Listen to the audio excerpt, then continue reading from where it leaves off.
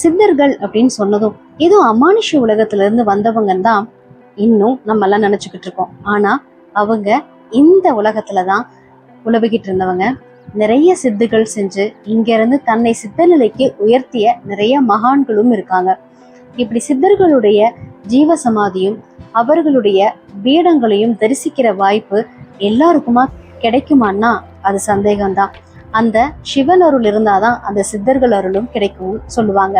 அப்படி அந்த சித்தர்களுடைய அருளினை பெறுவதற்கு எந்தெந்த கோயில்கள்லாம் நம்ம எல்லாம் வணங்கலாம், அந்த ஜீவ சமாதிகளை பற்றிய அத்தனை வரலாறுகளும் இந்த புத்தகங்கள்ல கொடுத்துருக்காங்க.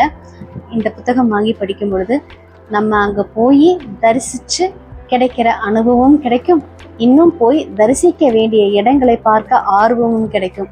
நாம் அந்த சித்தர்களுடைய தரிசனத்துக்கு அந்த இடத்துக்கு போகும்போது கிடைக்கக்கூடிய அந்த சிலிர்ப்பான அனுபவங்களை சொன்னால் புரியாது, சொல்லவும் தெரியாது.